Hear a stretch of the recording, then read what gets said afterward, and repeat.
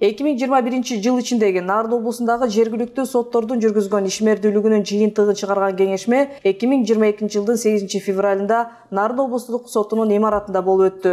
Жыл жыйынтыгына сар эсеп салган аймактардагы мындай кеңешмелер акыркы 2 жылдан бери онлайн режимде өтүп келет.